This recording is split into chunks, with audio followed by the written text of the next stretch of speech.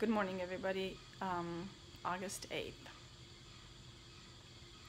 So, part of any healing for anybody is, besides the physical, is the emotional as well. Combination. Um, well, I seem to have. I'm going through an emotional phase. It got triggered yesterday in this new church we're going. And I can't seem to stop crying, and that's why I didn't even bother putting makeup on or doing anything, because I'm most likely gonna end up, I'm already tearing up.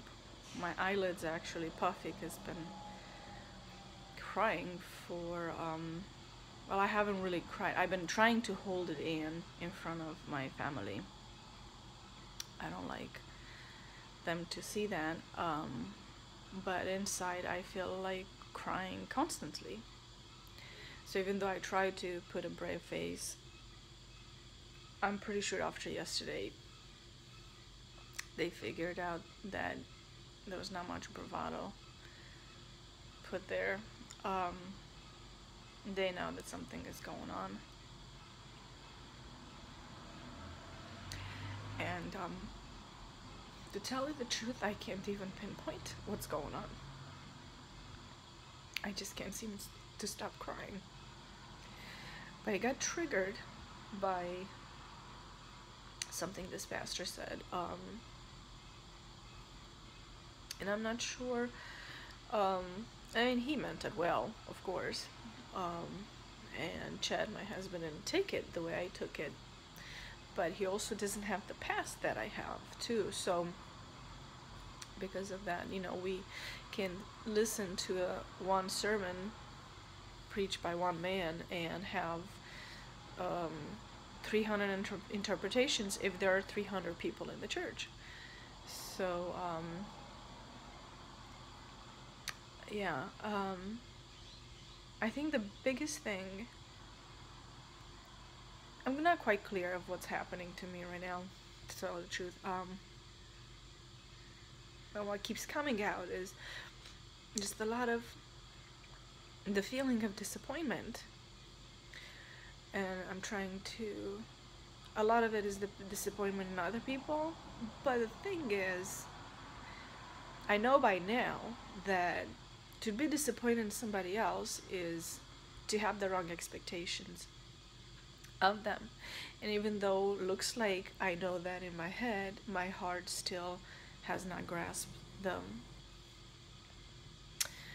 The truth of that, so I guess I still have expectations of people, and then you get disappointed. And the big thing, it was just a guilt. Just the sermon, had a little portion of guilt, and I hate that. I absolutely hate that in churches and in pastors doing that to the congregation. And I feel like maybe because I've been beat around with that since as early as I can remember myself being alive, I have a hypersensitivity to it. And other people that have not been beaten, they can look past this, and I seem to get stuck there. And like I said, I'm still processing, and you're seeing the process phase. But I think a lot of it has to do with, a lot of times I feel alone in America because I was not born in America. I have an accent. I think differently. A lot of me is very different. And sometimes I am made fun of because I'm different. And even though I put a brave face on. I think it bothers me deep down inside. Not all the time, not every single joke against. Some of them are actually really funny. And, but some of them just hit the wrong chord. And a lot of it comes, I've noticed it comes from people that actually have insecurities themselves. So they come across mean and insensitive.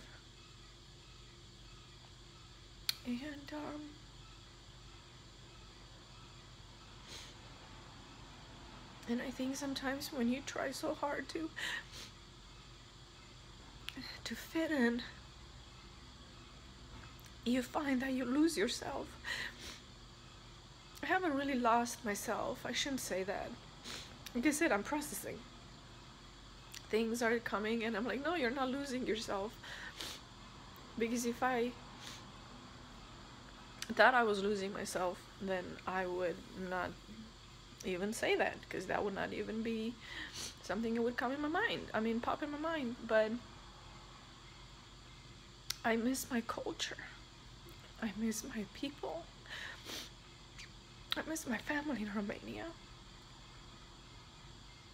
And it's hard to,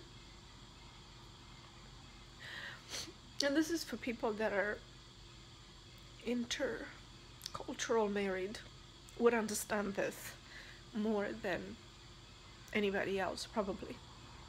But when there's two cultures that unite in marriage,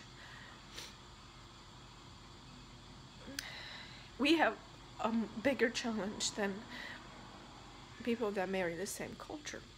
Because the least, you know, you say the same joke, you have a background to that joke, and you have history. Or I say a joke and you get the look of, huh? I'm sure my husband feels the same way. He says a joke and I'm like, that was not funny. So,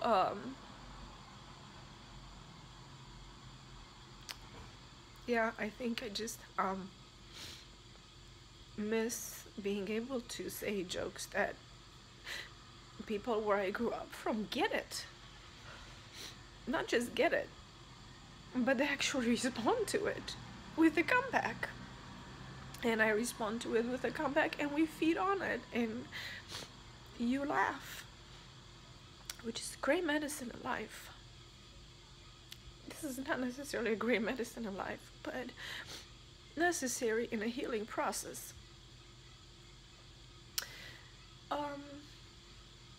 Like I said, I'm processing something. I don't know what's happening because I just can't seem to stop crying, and I'm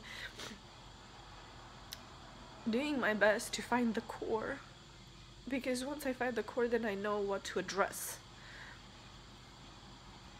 And right now it just seems like it's all over the place. It seems like everything is wrong. It seems like I'm in the, you know, women, everything is wrong part. And but I think a lot of it is disappointment and the feel of loneliness, of not having somebody that gets me, and not just gets me, but likes the me, the quirky me, or the different me. I'm just different. And I'm sure you feel like that many times, because we're really all of us are very different. And sometimes just to be different feels very lonely. And even though I have no clue if this is the issue in totality, in fullness, besides disappointment and loneliness of, not loneliness because I have friends, but it's a deeper loneliness of somebody getting who I am deep inside, the history that I come from, and knowing how to build on that and make jokes that I get, and I think they're funny, and I like jokes, can you tell? This is definitely not a joke. What's going on here, and it's not funny at all. And you can leave me comments, that's fine, but I don't think I can handle phone calls right now. Because I'm trying to process what's happening and why I keep crying. Which is good, because something is coming out. I just like to find out what's coming out, so maybe you guys not showing me what's finding out, because if I knew what was wrong, I would speed up the process like that, and maybe this process needs to take a while, and maybe that's why I have not seen it yet, because I'm in the midst of it. 1, 2, sometimes things take time to heal, and unlike the culture of America, it is alright, actually, to take time to heal. So I don't even know why I did this video, but when I figure out what's happening, I'll let you know. I hope your day is awesome, and we'll talk to you later. Bye.